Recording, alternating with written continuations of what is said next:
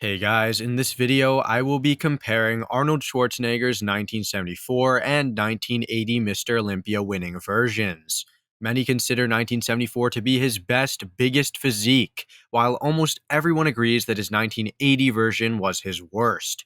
I did a similar video comparing his 1975 and 1980 Mr. Olympia physiques, but I thought it would be interesting to see how his worst and best physiques would compare against each other. This video won't necessarily be a judging style video, since we all know that 1974 would win that comparison. Rather, it will be a close look to see how much his physique has changed between the two wins. Just before the video starts, please consider liking and subscribing if you guys would like to see content just like this. And with that all being said, let's get into this video. The front double bicep pose is the first pose of this comparison, and you can instantly notice how large his 1974 physique is compared to 1980. Arnold was around 240 to 250 pounds in 74, I believe, and you can see that his overall physique has a denser, more filled out look than in 1980. Upper body wise, 1980 stacks up really well, having his trademark peaked biceps, full triceps, a tight waist, and flaring lats. Obviously, looking downstairs, you can clearly see that his legs are downsized in 1980, but they, still have solid separation. While 74 is more muscular overall and has better conditioning, which you can clearly see throughout the arms and legs, 1980 is in really good shape, and I would be lying if I said he looked bad in this shot. Moreover, I prefer the midsection of 1980 as well as the V-taper, as they make his upper body look a lot more streamlined.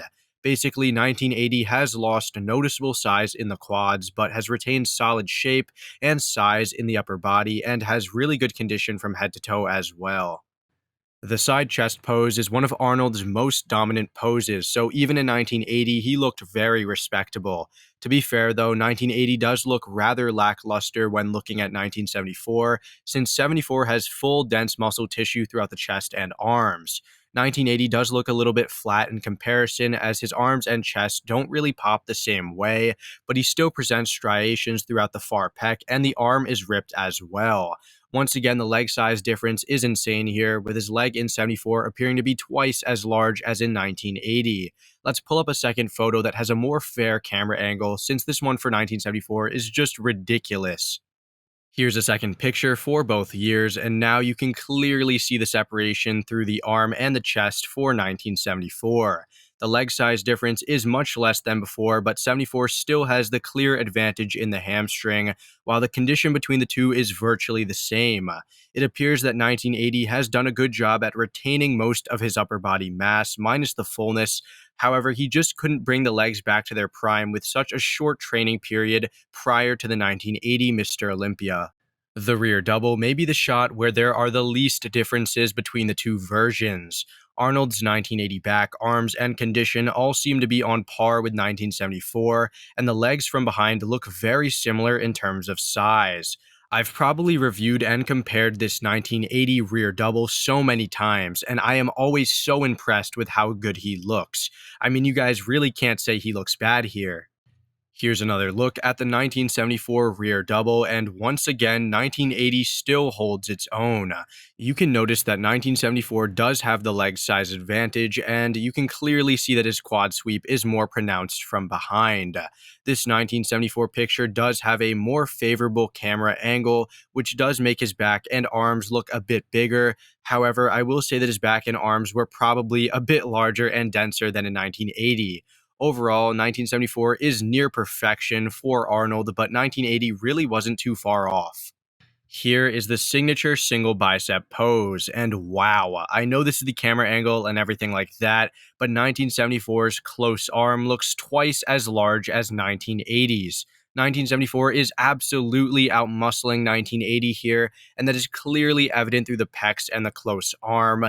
However, I would say that, the far biceps and triceps of 1980 stack up pretty well here, and the conditioning is on par with 74.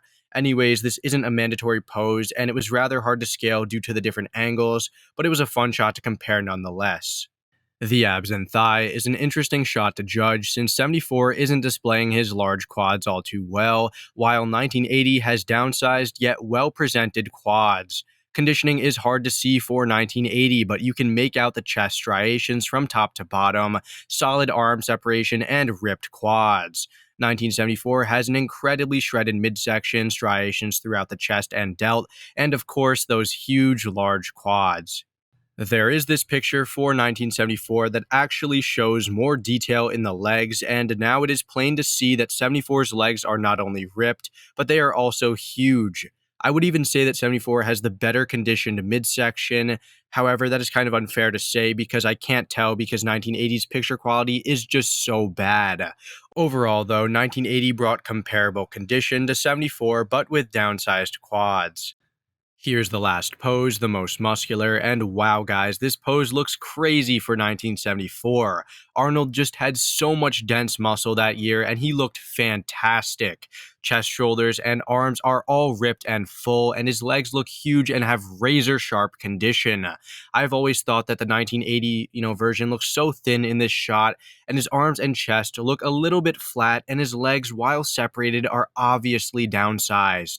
Arnold really needed that mass to pull off a world-class most muscular, and in 1980 he just didn't have that for the crab version. So guys, in conclusion, I would say that Arnold in 1980 was about 70% of 1974. I've stated in the past that I do believe that his 1980 version was about 75 to 80% of 75, and I do believe that those 2 years are much more comparable in terms of size. 1974 was just a little too much for 1980 in terms of sheer mass. However, even against his best version, his worst really wasn't far off. Definitely not a shell of his former self, just a leaner, downsized physique that still has, competitive size and conditioning. Let me know down below if you guys think he was worse than 70% of 1974 and 1980, or if you guys agree with me. If you guys enjoyed, please remember to like and subscribe, and I will see you all in the next one. Thank you for watching.